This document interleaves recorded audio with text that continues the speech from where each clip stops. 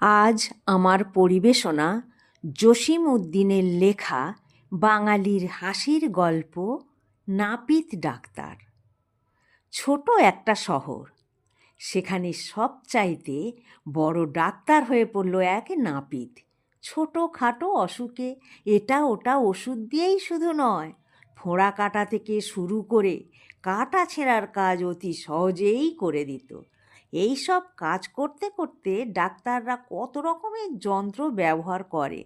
ছুরি কাঁচি ভালো মতো গরম জলে ফোটাতো, জলে ভালো করে হাত পরিষ্কার করে কত সাবধান হয়ে তারা রোগীর গায়ে অস্ত্র ধরে। নাপিত কিন্তু এসবের ধার ধারে না। সে হাতের তেলোয় তার খুর আর নরুন ভালো মতো ঘষে খসাখস বড় বড় কাটা ছেঁড়ার কাজ করে যায়।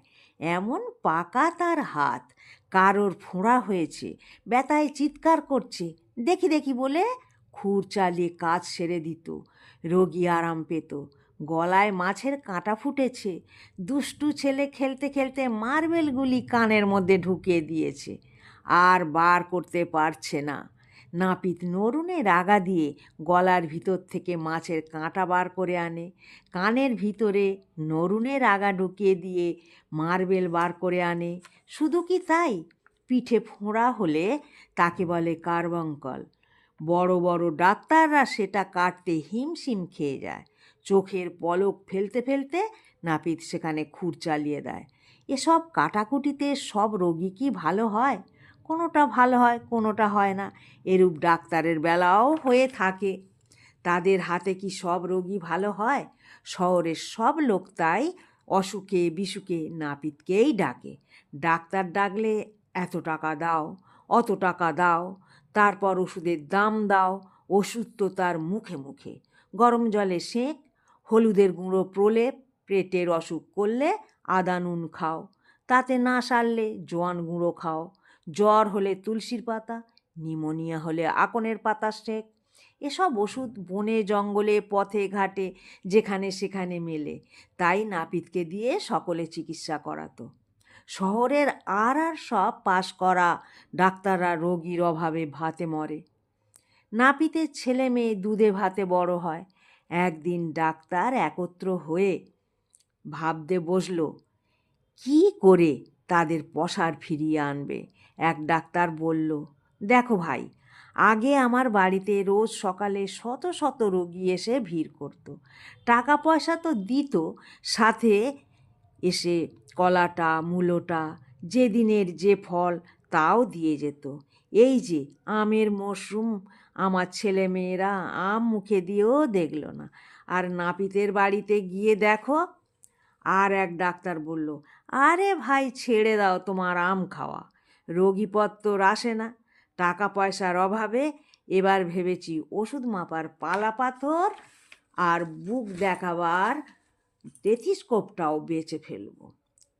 অপর ডাক্তার উঠে বলল, তুমি এখনো বেচনি?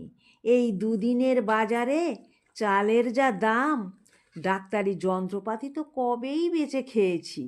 এবার মাথার উপর টিনের চালটা কখানা আছে, তাও বেচবার লোক খুঁজছি।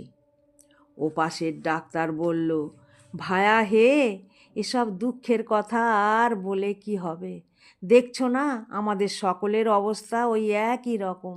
এখন কি করা যায় তাই ভেবে বার করো।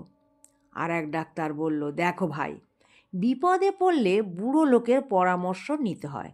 শহরের মধ্যে যে বুড়ো ডাক্তার আছেন, বয়স হয়েছে বলে এখন রোগী দেখেন না, তিনি আমাদের সকলের ওস্তাদ।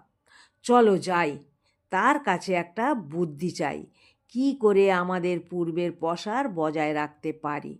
তখন সকলে মিলে সেই বুড়ো ডাক্তারের কাছে গিয়ে উপস্থিত হলো। বুড়ো ডাক্তার আগা গোড়া সমস্ত শুনে বললেন, তোমরা কেউ সেই নাপিতকে আমার কাছে ডেকে আনতে পারো? নাপিত আসলো। বুড়ো ডাক্তার তাকে বললেন, দেখো, এই সব ছোকরা ডাক্তারদের কাছে শুনতে পেলাম তোমার ছেঁড়া কাটার হাত খুব পাকা। তুমি একটা কাজ করো, আমাদের কাছে শারীরবিদ্যাটা শিখে নাও, তাতে তোমার ডাক্তারি বিদ্যাটা আরও পাকবে। নাপিত বলল, এ তো অতি উত্তম কথা, আমি তো মুখ্য সূক্ষ্ম মানুষ, আপনারা যদি কিছু শিখিয়ে দেন বড়ই উপকার হয়। তখন সকল ডাক্তার মিলে নাপিতকে শারীরবিদ্যা শেখাতে লাগলো। শরীরের এখান দিয়ে এই নাড়ি প্রবাহিত হয়, এইটা শিরা, এইটা উপশিরা, এইখানে ধমনী, এইখানে লিভার, হাতের এইখানে এই শিরা, কাটলে রক্ত বন্ধ হবে না, শরীরের ওইখানে ওই শিরা, যদি হঠাৎ কেটে যায় লোক মারা যাবে, এইখানে হৃৎপিণ্ড। এইভাবে 7-8 দিন ধরে সব ডাক্তার মিলে নাপিতকে শারীরবিদ্যা শেখাতে লাগলো। নাপিত বুদ্ধিমান লোক, ডাক্তারদের যা শিখতে মাসের পর মাস লেগেছিল সে তা 7-8 দিনে শিখে ফেলল। শুধু কি শারীরবিদ্যা, ডাক্তাররা তাকে নানা রকম অসুখের জীবাণুর কথাও বলে দিল। ডাক্তারি যন্ত্রপাতি ভালো মতো পরিষ্কার করে না নিলে রোগীর কি কি রোগ হতে পারে তাও বুঝিয়ে দিল। তারপর সেই বুড়ো ডাক্তারের পরামর্শ মতো সকল ডাক্তার মিলে একটা রুগী এনে নাপিতের সামনে খাড়া করলো। তার সামান্য ফোঁড়া হয়েছিল, তারা তাকে সেই ফোঁড়া কাটতে বলল। নাপিত কত রকম করে হাত ধোয়, কত ওষুধ লাগায়, তার নরুন খুর পরিষ্কার করে, কিন্তু তার মনের খুঁতখুঁতি যায় না। হয়তো তার হাত ভালো মতো পরিষ্কার হয়নি, হয়তো অস্ত্রে কোনো রোগের জীবাণু লেগে আছে, আবার নতুন করে অস্ত্র সাফ করে। নাপিত সেই লোকটার ফোঁড়া কাটতে আরম্ভ করলো, কিন্তু তার হাত যে আজ কেঁপে ওঠে। শরীরের এইখানে এই শিরা, ওইখানে ওই শিরা, ওইখান দিয়ে খুর চালালে রোগী মারা যাবে। নাপিত খুর এভাবে ধরে ওভাবে ধরে, কিন্তু ফোঁড়া কাটতে কিছুতেই সাহস পায় না। এতদিন অজানাতে রোগীর গায়ে যেখানে সেখানে খুর চালিয়েছে, কিন্তু সমস্ত জেনে শুনে সে আজ রোগীর গায়ে খুর চালাতে সাহস পায় না। ভয়ে তার হাত থেকে অস্ত্র খসে পড়ে গেল। নাপিত আর তার খুর চালাতে পারল না। সেই থেকে নাপিতের পসার বন্ধ হলো, লোকেরা আবার ডাক্তার ডাকতে আরম্ভ করলো।